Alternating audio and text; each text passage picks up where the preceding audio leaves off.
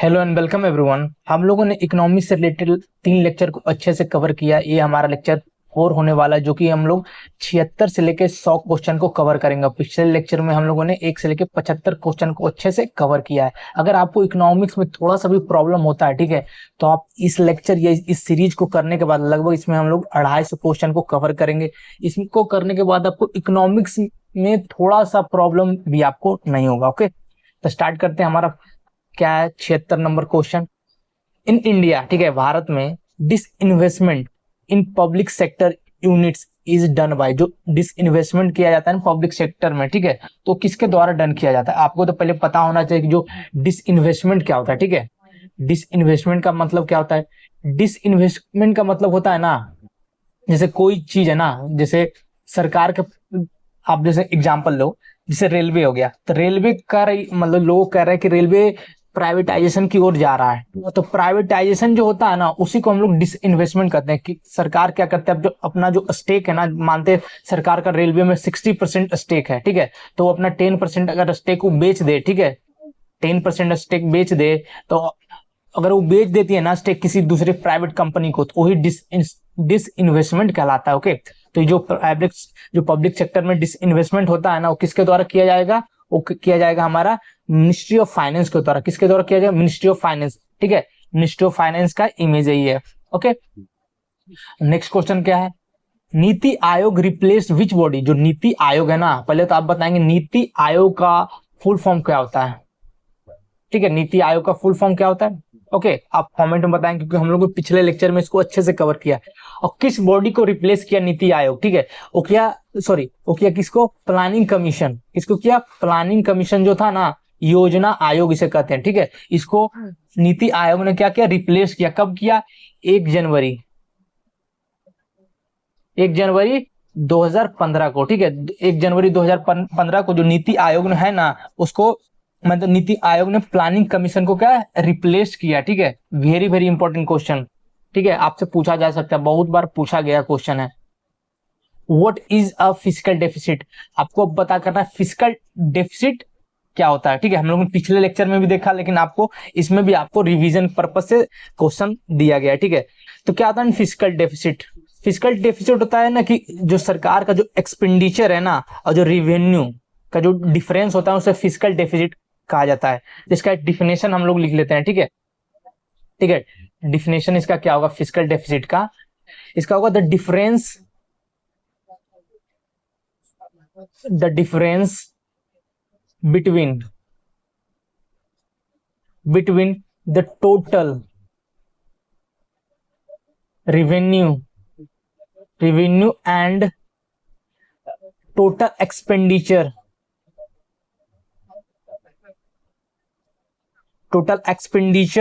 of a government in a financial year. कोई भी financial year में वो क्या होता है? फिजिकल डेफिसिट होता है, ठीक है। वेरी वेरी इंपॉर्टेंट, आपको ये पता ही होना चाहिए। फिजिकल डेफिसिट से जो सिलेक्शन पोस्ट में बहुत ज्यादा क्वेश्चन पूछा जा रहा है, ठीक है।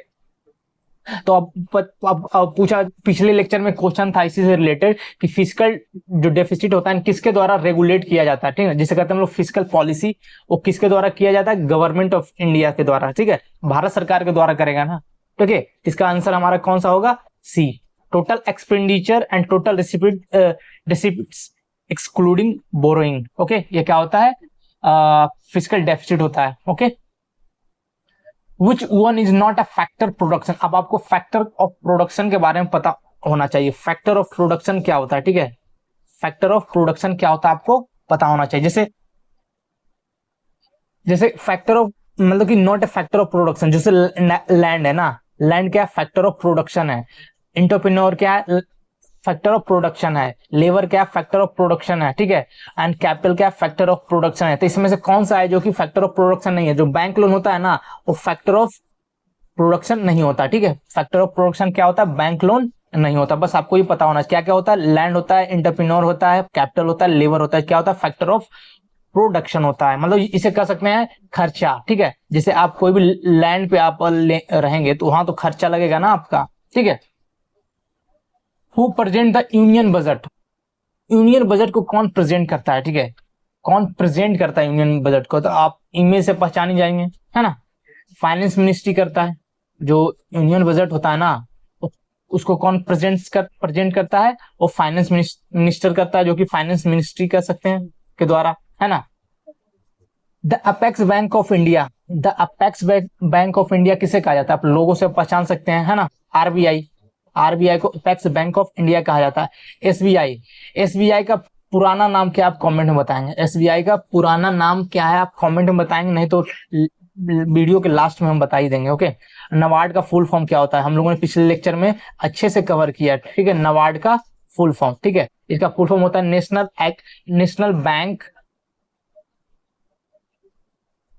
Bank for agriculture and rural development, ठीक है। नेक्स्ट क्या है, the unemployment in agriculture, the unemployment in agriculture due to seasonal demand is called, due to seasonal demand, ठीक है, ठीक है, जो कि अनएम्प्लॉयमेंट इन एग्रीकल्चर सेक्टर जो होता है ना, और सीजनल डिमांड के कारण, ठीक है, वो क्या होता है, हमारा जो सीजनल डिमांड, वो क्या होता है, सीजनल होता है ना, सीजनल।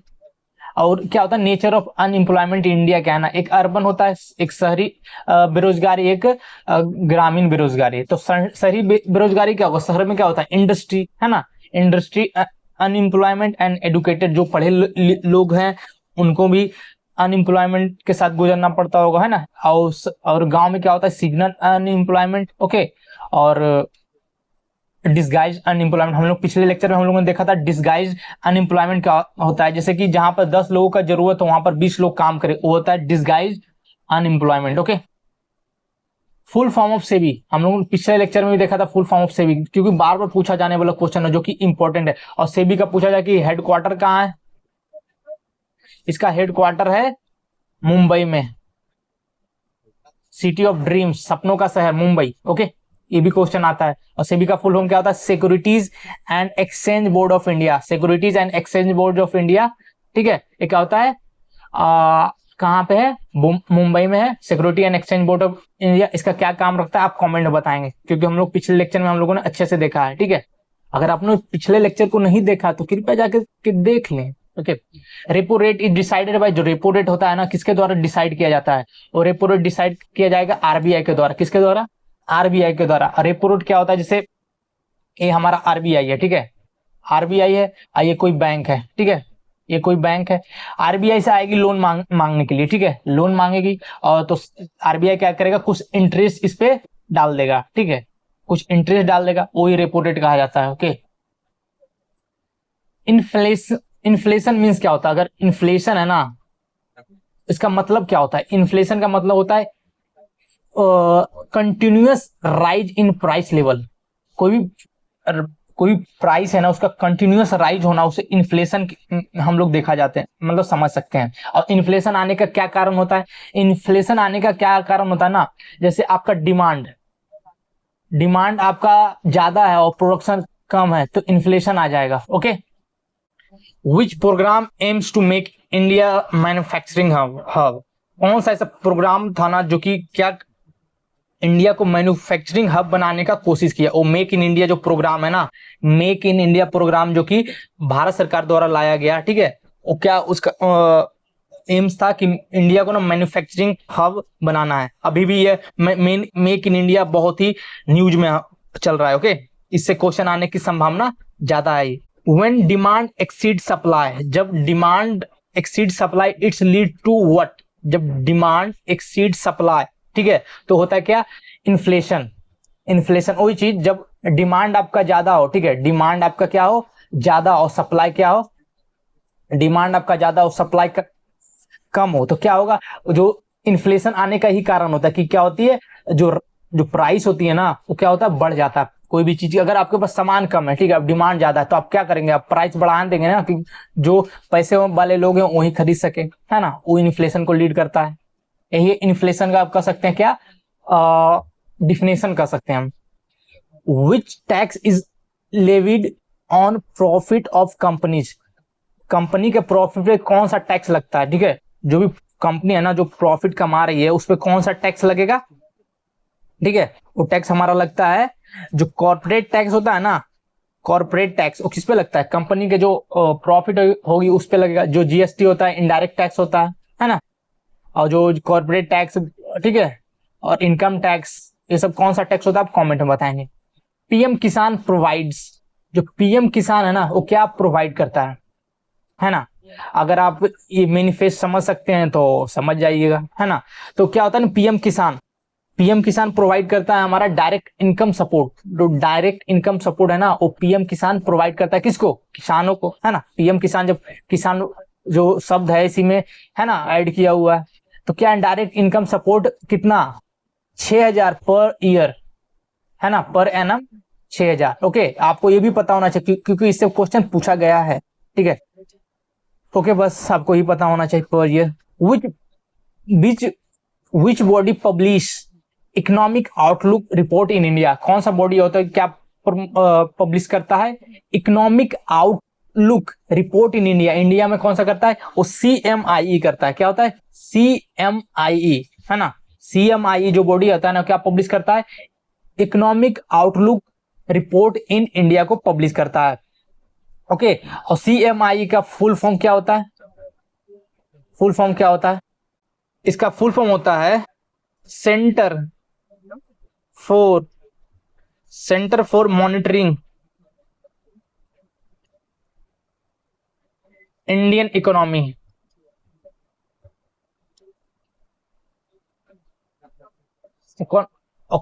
जो economic outlook report in India है पब्लिश द्वारा किसके द्वारा किया जाता है, CMIE के द्वारा। अब कब ये बना था, CMIE बना था 1976 में। कब बना था, 1976 में।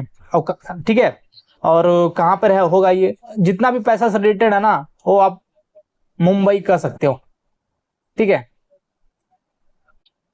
Public distribution system provides what, जो पब्लिक डिस्ट्रीब्यूशन सिस्टम है ना क्या प्रोवाइड करता है, वो सब्सिडीज प्रोवाइड करेगा, सब्सिडीज, है ना। जो सरकार अपने तरफ से जो भी मैन्युफैक्चरर हैं उसको हेल्प प्रोवाइड करने को सब्सिडीज हम लोग कर सकते हैं। Direct tax collection in India is administered by, जो डायरेक्ट टैक्स कलेक्शन होता है ना इंडिया में, ये किसको द्वारा एडमिनिस्ट्रेट किया जाता है, और जो डायरेक्ट टैक्स कलेक्शन होता है ना वो CBDT के द्वारा किया जाता है, central board of direct tax. Okay, next question क्या है, the concept of poverty line in India is based on what, the concept of जो पॉवर्टी लाइन इन इंडिया है ना वो किस पे बेस्ड होता है, जो है ना पॉवर्टी लाइन हो ना, बिलो पॉवर्टी लाइन, हम लोगों ने ये सब सुना ही होगा, है ना। और किस पे बेस्ड होता है, वो होता है हमारा कंजप्शन पे बेस्ड होता है, किस पे, कंजप्शन, ठीक है, कंजप्शन पे बेस्ड होता है। क्या, पॉवर्टी लाइन, जो concept of poverty line in India है ना वो किस पे बेस्ड होता है, कंजप्शन।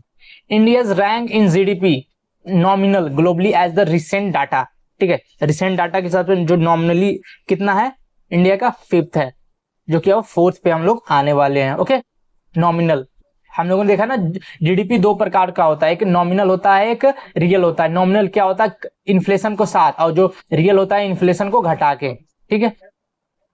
FDI